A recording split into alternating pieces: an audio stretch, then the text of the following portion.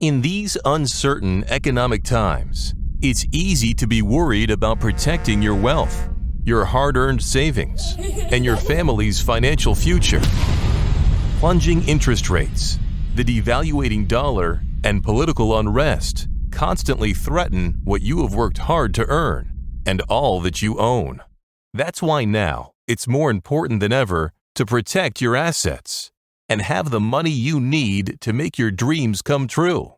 Welcome to the Global Wealth Fortress Report with successful global entrepreneur and wealth preservation expert Joel Nagel.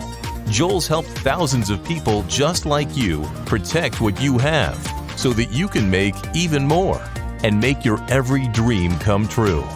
So, sit back and enjoy Joel Nagel's offshore expert advice on how you can live the good life at a great price, where the sun never sets on your financial fortress. Hello, and welcome to Joel Nagel's Global Wealth Fortress Report.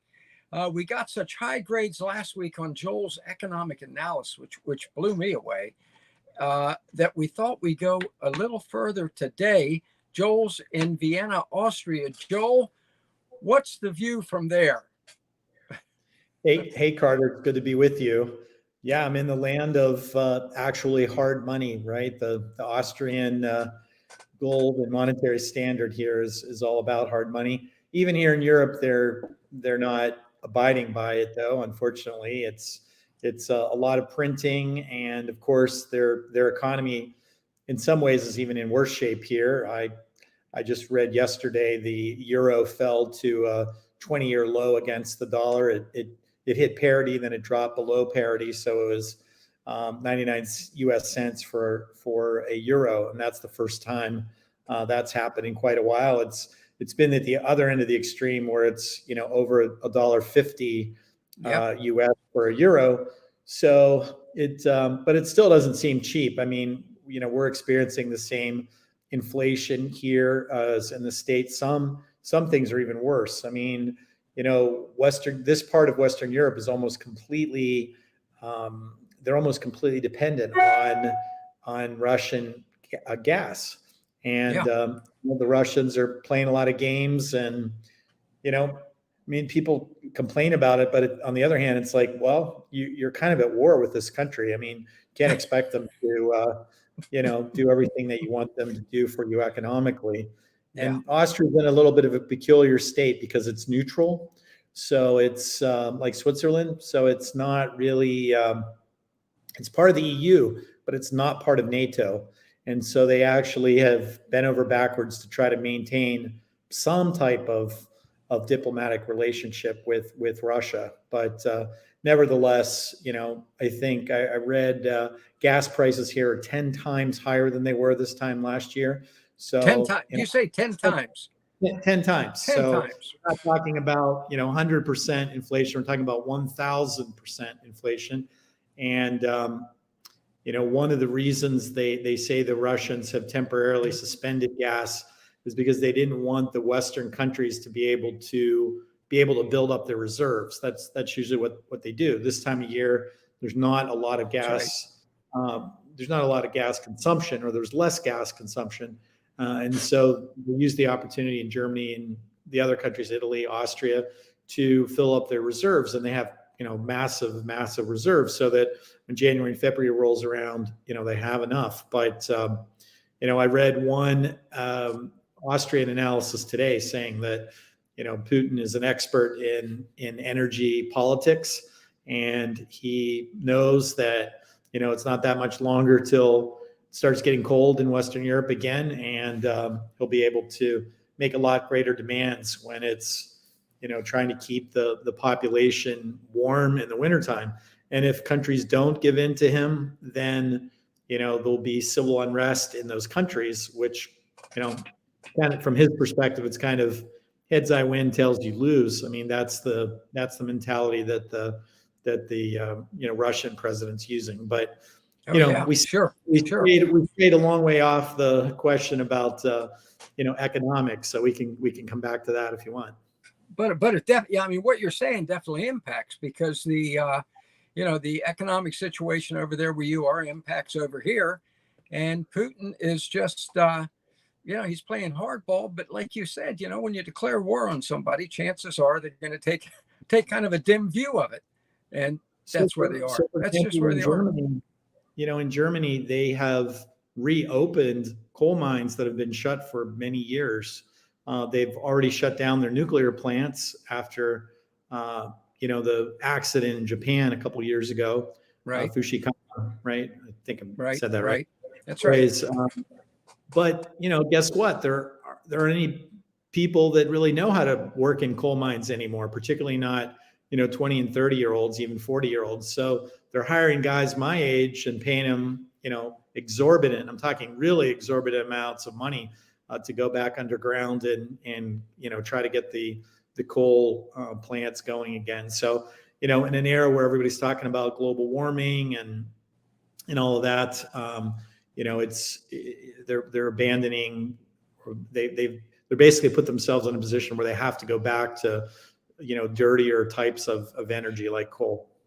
Right. And when you say about the dollar is stronger now against the European currencies and such, but I think sometimes in my opinion, it leads people to get the idea the dollar is strong domestically.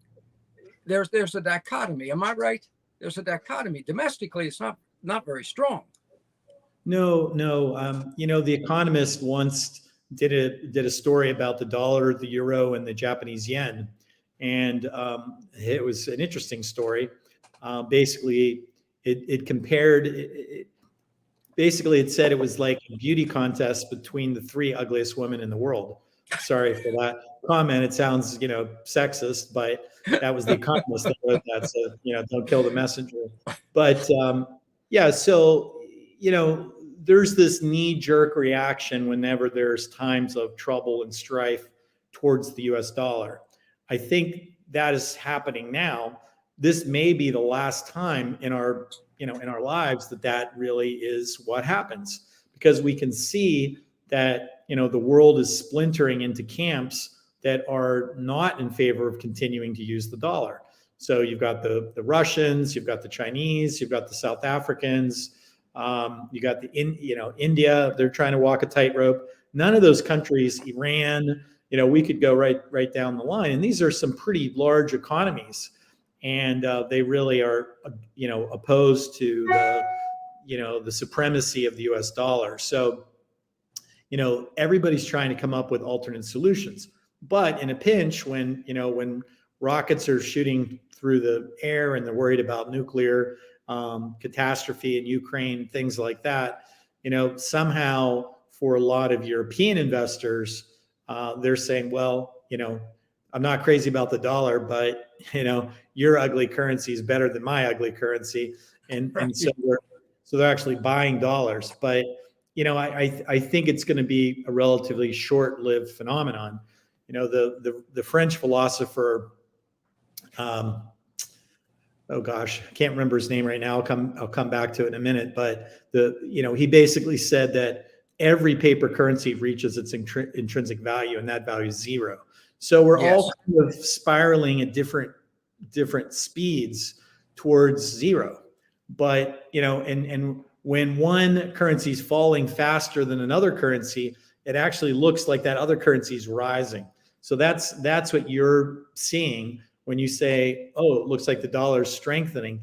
Well, at the moment, it's falling slower than most of the European currencies. Having said that, there are some outliers. Switzerland, for example, Swiss franc is not falling. It's steadily strengthening. They have very sound fiscal policy, low taxes. They don't. There's no deficit spending or very little. The Swiss franc is still tied to gold, although not one for one. They've had to purposely weaken their currency. Otherwise, the Swiss franc would be worth a lot more, which would make it very difficult for Swiss manufacturers to export their products. Their products would just become too expensive. Yeah. But anyways, that's kind of what's going on the currency front. By the way, it was Voltaire. I don't know why I couldn't think of his name for a minute. must be getting situational Alzheimer's or something. I was going to say Voltaire because I only know two, Voltaire and I think Descartes, right? So I figured it's got to be one of those. Anyways, we haven't reached zero yet, but Right. if you look at charts, not over weeks and months, but over decades and over, let's say, 100 years, if you track the performance of the dollar vis-a-vis gold, and even if you don't like gold, even if you don't care about gold, I mean, that's a discussion for a different day. But I think we can all agree that gold is an honest measuring stick, right? An ounce of gold is an ounce of gold is an ounce of gold. And it's not something that governments can just go push a button and create. So if you go back 100 years, an ounce of gold was $20. And today it's roughly $1,800. So did the price of gold go up? Well, not really, because an ounce of gold 100 years ago, you could buy a finely tailored man's suit. And 100 years later, an ounce of gold, you can buy a finely tailored man's suit. So gold didn't go up in value. Gold stayed the same. It's basically a repository of value. It's a store of value. Right. So you need energy and manpower to mine it, to produce it, and therefore it has intrinsic value built into it.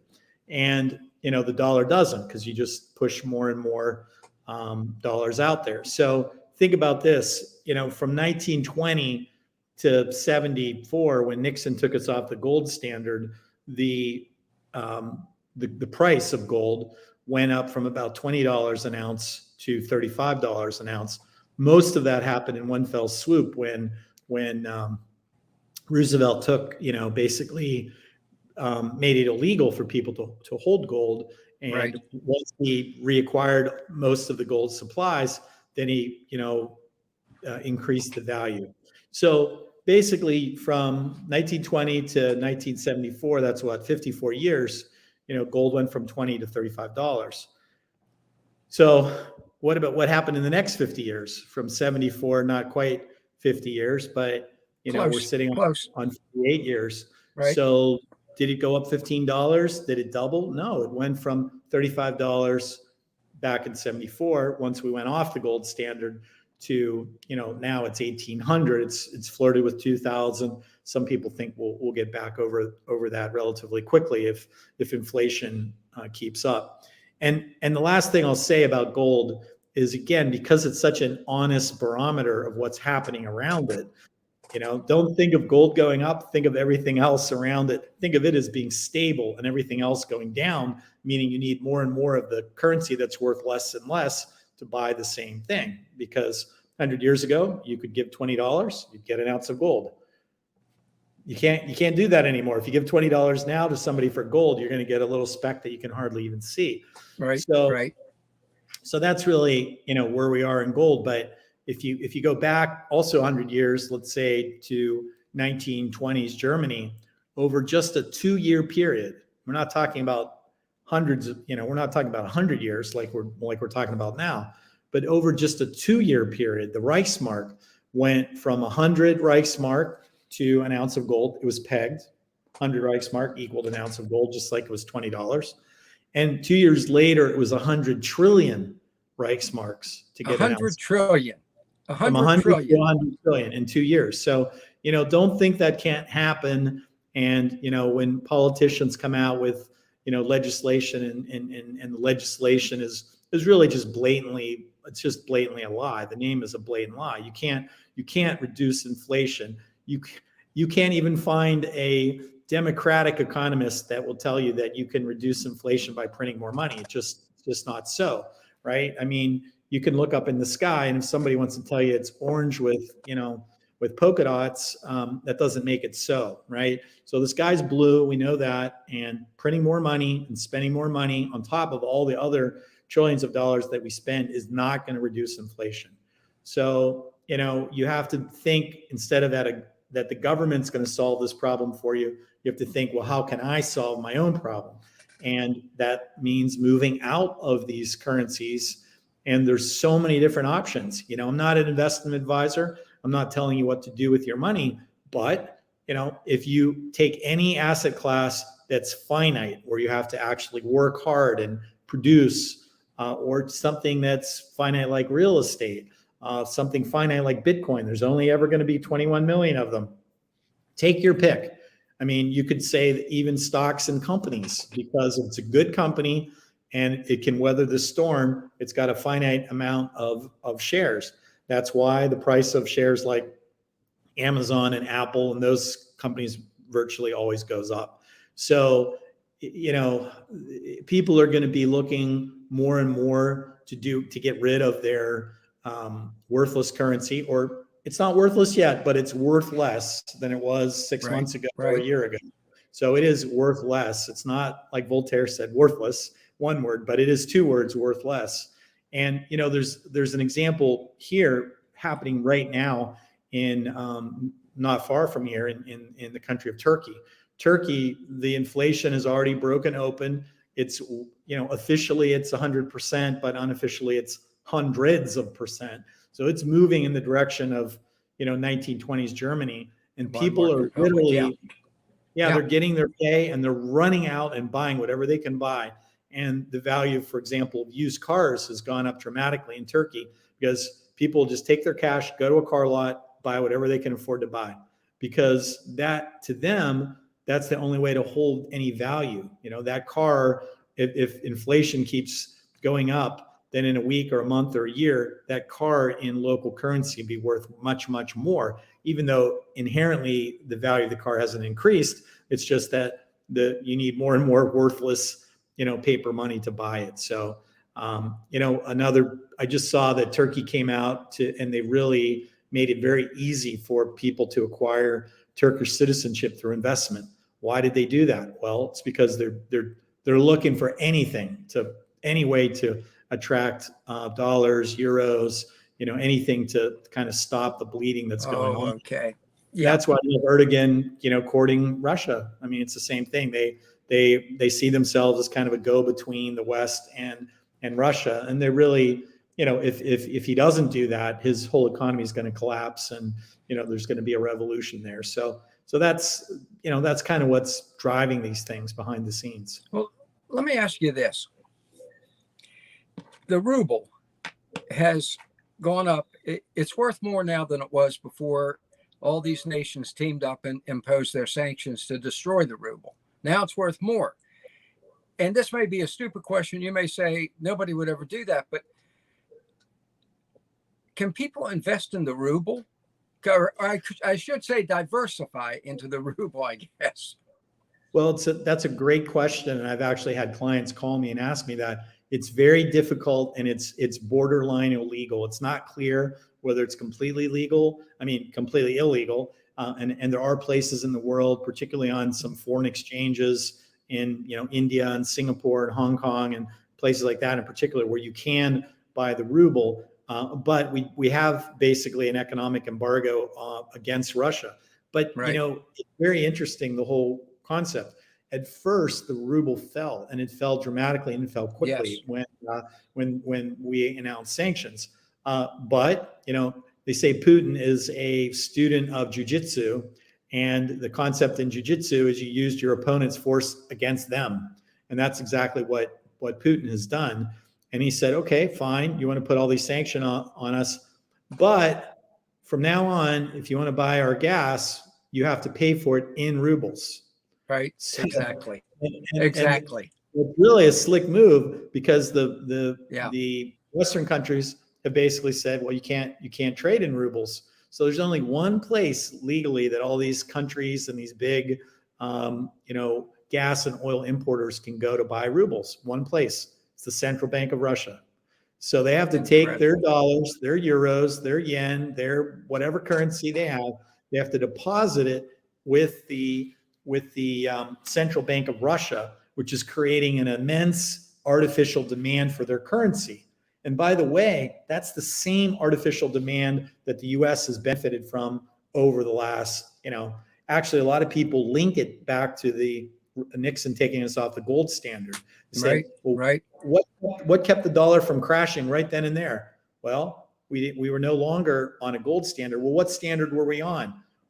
it became known as the unholy alliance. It's the agreement between the United States and Saudi Arabia to prop up the Saudi government at any cost. At any cost. Any It doesn't cost. matter what they do. They can murder journalists. They can be linked to the September 11th bombing of the Twin Tower. It doesn't matter what horrible thing that comes out of Saudi Arabia.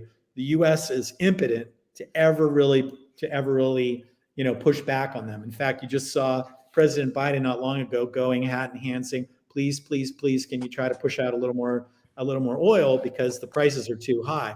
So we were no longer on the gold standard. What were we on? The standard became an arms for oil standard, whereby the U.S. provided arms to support and protect Saudi Arabia. And Saudi Arabia said, okay, in return, anybody in the world that wants to buy our oil, they have to pay for it in dollars. It's incredible. It's incredible that they agreed to that. It is incredible. It truly is incredible. If you ever want, there's some great books out there like Confessions of an Economic Hitman and books like that really explain some of this really well. But, think about it. Why should a German or a Spaniard or a Brazilian or a Japanese, why should any of those people have to take their currency and buy dollars to be able to buy oil? Well, there's only one reason, because the Saudis say so. Because the Saudis say so. Exactly. And now you have protection is against Iran. Right. So as long as we support, basically as long as we support Saudis against Iran, but the Saudis hate the Iranians too, and they're very worried that the kind of theocratic government could spread to Saudi Arabia and topple the monarchy. So they'll spend any amount of money. But again, we're really impotent. We think we're this world superpower, but in this case, we're not. We're the superpower, except that we have to always, we always have to agree with the Saudis, regardless of what they do. So that's what we did. We traded the gold standard for, let's call it the Saudi standard. And the Saudi standard is a little shaky right now, but I don't think it's going to go away anytime soon. So in the short run, you can either buy oil from and gas from places like Kuwait, Saudi Arabia, those types of countries for dollars. Or now you have a different sphere breaking off. You can buy gas and oil from Russia, but you can only do it essentially you end up doing both, because the only place you're going to get the rubles is the central bank. They keep pushing the price higher and higher, right? Because it's limited supply. They basically control the supply of the ruble on the international markets. And so people, their need, that's one of the reasons that gas has gone up, 1,000% in Western Europe, because it's not only the price of the gas has gone up, the price of the ruble has gone up, as you so astutely noticed. So it's a great question. And what about, thank you. And great explanation. What about, are your clients, because they really deal in some high finance, are they concerned? You mentioned the Brazil, Russia, China, India, the BRIC nations, who seem to be, and they brought Saudi aboard for a meeting a couple of weeks ago, seem to be wanting to get away from the petrodollar. Or are your clients saying to you, Joel, you are the asset protection oracle. So when people say, my assets could be at great risk if the petrodollar dies, are they concerned about BRIC? That's the question. Yeah, I think there is some concern. One of the things we have here in Vienna, where I live much of the year, is OPEC. OPEC is actually based here, even though it's primarily the Middle Eastern countries, but not exclusively. It includes countries like Venezuela, for example, and Iran, countries that we're not particularly, in favor with. But we have a certain amount of influence, again, through Saudi Arabia, because they're the biggest producer, and so the Saudis, for all intents and purposes, they call the shots, because if somebody goes astray, they can dump oil on the market to lower the price. Remember, what was it, about a year and a half ago, we saw the price of oil go negative. Okay. So, Right. the Saudis, they have this oil trump card that says you have to play the way we want to play or we'll damage your economy. And they would damage all those countries' economies if they say tomorrow, okay, we'll dump enough oil on the markets to make the price of oil go negative again. Why? Because there's no place to store it. So Saudis can hurt Iran, they can hurt Venezuela, they can hurt all these countries if they don't toe the line. But we're definitely seeing cracks in the armor, and those cracks are now being, led openly by Russia. They're being, they're not quite as vociferous, but the Chinese are playing ball with everybody, and their economy has passed up our economy as the largest economy in the world. So you have countries that are hostile to the dollar, or at least willing to see the dollar be kind of sidelined. But coming back to your question about my clients, I think there's a feeling that the dollar is at least temporarily overvalued vis-a-vis these other currencies. So before we were talking about getting gold or real estate or Bitcoin or those types of things, another thing I see a lot of folks doing is acquiring other currencies with the notion that, like if tomorrow, for example, Russia and Ukraine came to a solution and there was an armistice or some kind of peace accord, well, what would happen? The euro would immediately rise. It could rise 15, 20%. Right. So it's depressed right now based on fears of, well, what could happen? What could happen if there's a nuclear accident? What could happen if, this, that, or the other? But if those things get resolved, that currency is going to go back up. The dollar is going to go down. So some savvy investors aren't only buying finite things like gold and silver, platinum, palladium, real estate, Bitcoin, those types of things, but they're also buying currencies. And one of the other currencies that's very out of favor right now and has been really hammered hard is the British pound because of the whole Brexit thing. I agree that economically, it was probably not a great move. I think, politically, the Brits, are a little bit more like the Americans where they want their independence. So, the majority of Brits wanted it and they got it. But I think the markets have now overreacted. I mean, Britain is the 5th largest economy in the world, and it's not going to go away just because it exited Brexit. So, people are not only picking up the pound, but they're looking at investment opportunities in countries like the UK, in Scotland and Wales and places where the investments are denominated in British pounds, feeling that, okay, the pound will pick back up, the investment, whatever you invest in, picks up. So you get kind of a double whammy. So I'm seeing a lot of people using this temporary strength to either acquire hard fixed assets or acquire foreign assets. And if you stick with the US, that's fine, but then you better be looking at companies that can really give you very, very good returns over through this tumultuous period. Because if inflation is eating away at your dollar, the official numbers pushing 10%. I think we've talked about this on the show before. The unofficial it's maybe 25%. 25%. So yeah, so if you make an investment and it returns 20%, you think, oh, this is great. But the reality is, if inflation eats away at your money by 20 of the 25%, guess what? The Biden administration is going to take way more than the other 5. So you're further behind. And that's what I think a lot of people, they can't necessarily articulate it and discuss it the way that you and I are discussing it, but they feel it, right? They feel it every day. I mean, I was talking to my daughter the other day. She's very well paid at a consulting firm. She works crazy long hours. They pay her a lot of money, and I mean a lot of money. And she was like, "Dad, it's hardly worth it." I'm like, well, what do you mean it's hardly worth it? And she, and she was basically saying, well, by the time I pay a lot of tax and then I pay for my apartment, I pay this, I pay that.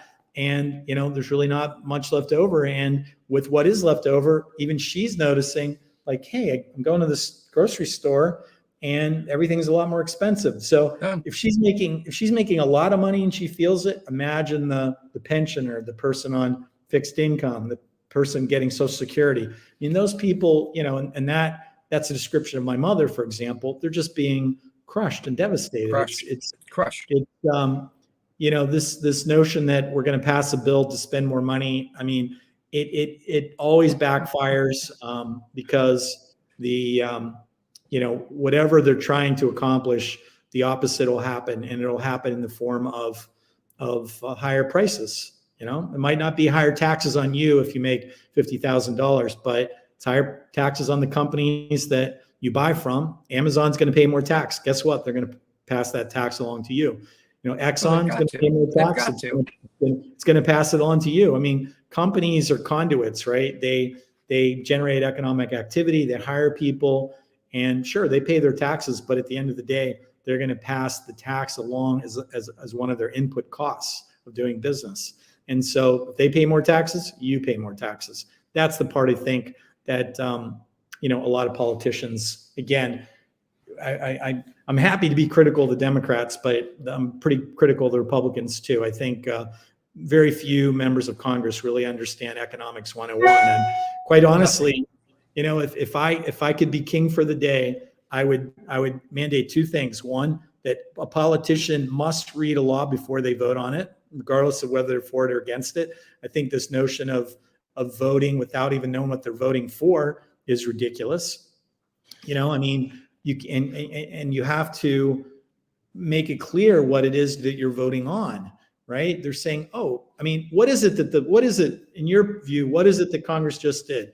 Is it inflation reduction? Is it, inflation reduction? You know, is it environmental? I've heard people say it's the greatest environmental bill to come out of Washington. Bill Gates said that the other day. Or is it a bill to massively increase the size of government by hiring 87,000 new IRS agents?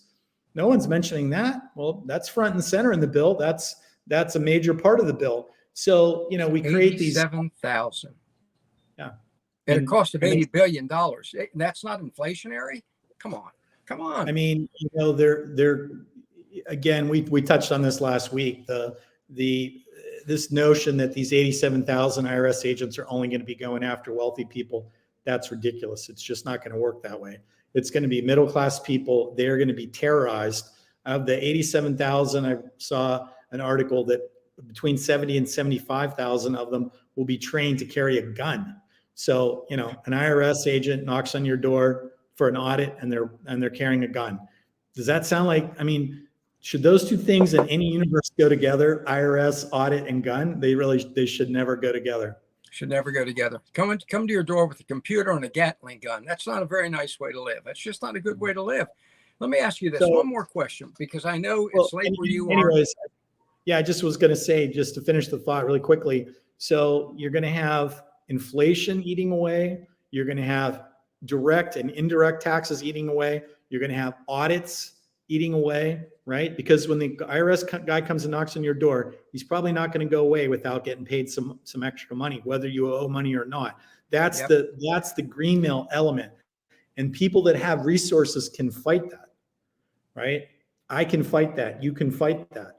But the steel worker, you know, who's, you know, making $50,000 a year, the teacher who's making that kind of money, they can't afford to go hire professionals to go toe to toe with the IRS. What are they going to do? They're going to roll. They're going to collapse. They're going to take out mortgages on their home to pay the IRS guy to go away. And guess what? They're going to go away, and then they're going to come back next year and they're going to do it all over again. That's you know, that's what that bill should have been called, the IRS, you know, Police Act of 2022. And yes. I guarantee you, if that's what they called it instead of the Inflation Reduction Act, you know, because of course we're all against inflation. We should all vote for that. But how many people want to vote for, you know, the IRS Police Act of 2022? I don't think anybody could vote for that. No, and they could have been held accountable. I'll tell you who's going to be held accountable, Joel. See if you agree with this, because he's from your state. Is Manchin. Can you imagine? From West Virginia. I'm originally from Pennsylvania. Oh, right. You're Pennsylvania. Right next door to your state. Yeah, I mean, a lot of people really applauded him when, you know, he held to his guns in the last go round. They wanted to do, you know, something even much better, the Build Back America thing, and really raise taxes aggressively. So they just came back a second time, and they got a lot of what they wanted anyways. But yeah, it'll be interesting to see what happens to him. Yeah, he runs for election in 2 years. Wouldn't you love to be the Republican running against him with the footage of Joe Biden handing him the pen after he signed that phony? It's all thanks to you, Joe. Didn't you say something like that? It's all thanks to you. Crazy. One more quick question. They 50% of manufacturers have said they're going to have massive layoffs the end of this year, beginning of next year. 30% of small businesses have said they face closure. What as America's #1 asset protection attorney, what do you tell your clients about the impact of that? I mean, do they come to you and say, Joel, what the heck's going to happen to our investments and such if we have that kind of a hit on the economy? Yeah. Well, you have some people predicting we're going to have this mass, runaway inflation, but you also have other economists who are, equally as intelligent saying, well, we're actually really going the other way into a depression. Because remember, the government printing stokes inflation. A lot of what we're talking about stokes inflation. But the minute people become afraid to spend at any price, right? They're not going to buy a new car. Doesn't matter if it goes up 4% or doesn't go up 4%. They're not going to buy it. Why? Because they lost their job. And a lot of through COVID, a lot of that priming the pump was temporary, was artificial. And, if people start hoarding money, hoarding food, hoarding gasoline, hoarding, then you could see it go the other way where it really spirals downward.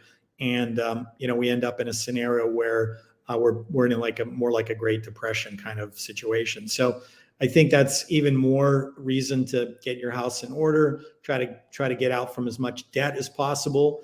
I think, and Americans are doing that. They're using, their excess money right now to deleverage their personal debt, as best they can. But you are going to see, as interest rates go up, those who couldn't get out from debt and have marginal businesses, if your business is only netting you a couple percent and interest rates go up a couple percent, it'll just eat you up. And that's what we're seeing. So I think we're going to have both. We're going to have, we might have inflation, we might have deflation, or it might be like a seesaw where parts of the economy going way up and other parts are crashing, other, regions, depending on what industry they're in.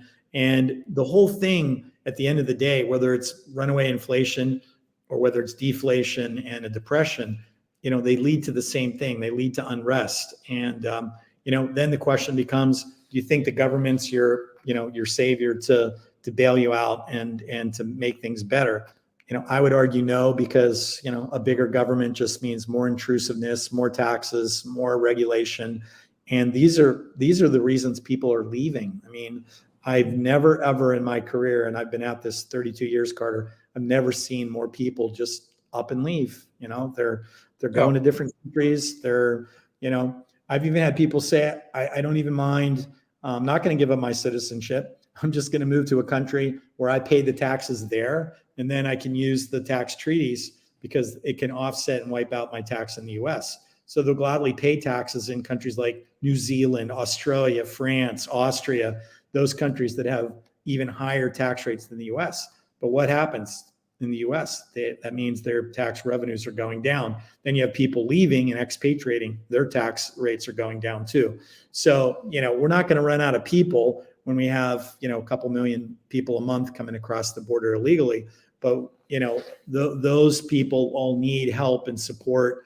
And the people who historically have been able to provide that, the working class people and entrepreneurs, investors, those people are being sorely tempted to leave. And it's we help folks that want to go that route.